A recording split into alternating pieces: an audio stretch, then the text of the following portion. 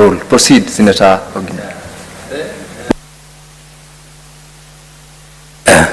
Yeah, thank you, Mr. Speaker, for protecting me. I know some of these young people, they enjoy interrupting me.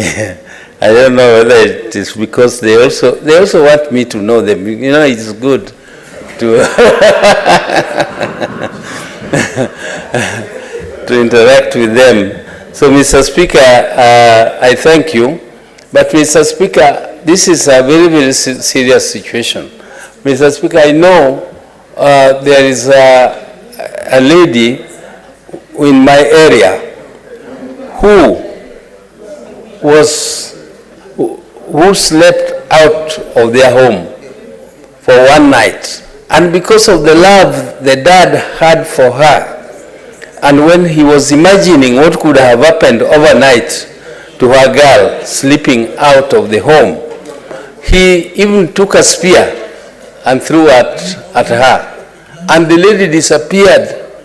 And that is those old days, Mr. Speaker. And the lady disappeared and only came back after 35 years with the children who were almost that age, 35 years, when her father died. Because of the culture, our society would really not want their girls, particularly my community where I come from. We used to respect virginity. We used to expect that our girls would be married when they are virgin. But these days, that does not happen, but it is, I think, something which, is still happening in other ways in terms of love for our children, for our kids, and this protection which is being provided by the bill, where a girl who gets pregnant, a girl child who gets pregnant while in school will, of course, not only sit her exams, but also continue with schooling with support from both national and the county governments, because it is a girl and a man or a boy child. They should be enjoying equal rights. The boy who goes, who causes that damage to that girl goes scotch-free and continues with his education or her education unhindered, whereas the girl goes through stigma, through trauma, and through all that suffering. So the girl must be given all sorts of support by the society so that she can continue to get her education, to get her rights, and be very useful in society. Because when you educate a girl, you educate the nation. When you educate a boy, sometimes these boys are just around you. They want your property. Some of them even kill their parents. But the girls, they are very supportive. Me, I love my girls. I love my girls. Girls support their parents. Girls are actually they are the happiness of the family, because they support the family, and they must be encouraged to study. Because, Mr. Speaker, our society did not encourage girls to get education. Our society thought that girls were just meant for dowry, so that the parents get money from the dowry to educate the boys. But things have changed. The society has changed.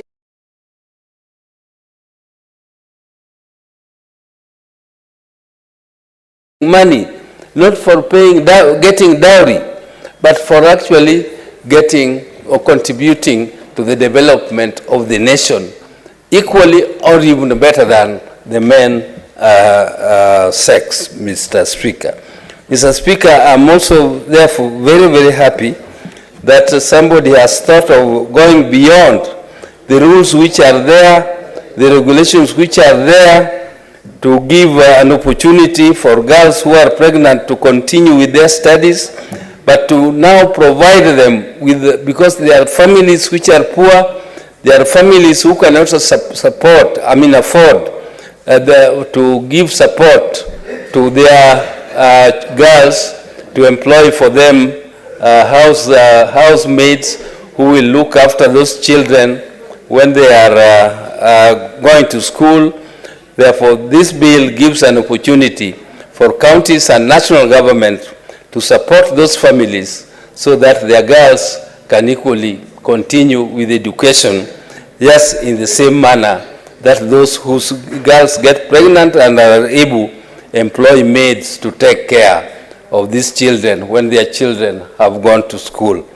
Mr. Speaker, I don't want to speak much more on this one, but I hope that this bill will be passed by the House so that it goes to support those families whose girls become unfortunate, and then our society should also be educated to avoid stigma, and also parents to be educated to accept their girls who get into such situations, so that they don't stigmatize them and they don't make these girls feel useless and feel unwanted.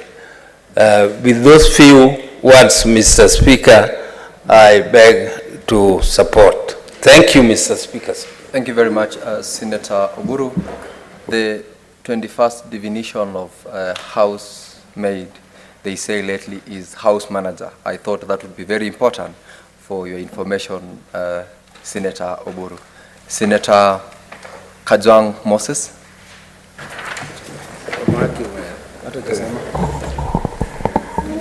Mr. Speaker, I rise to support the Care and Protection of Child Parents Bill 2023 that has been brought to the Senate by Senator Miraj Abdullahi Abdul Rahman.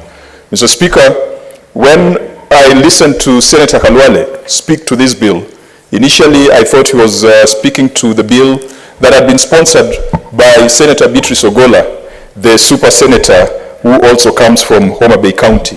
Mr. Speaker, there is need for the clerks and the secretariat at the point of pre-publication scrutiny to ensure that related bills are merged, because I don't think that members have a problem in co-sponsoring bills.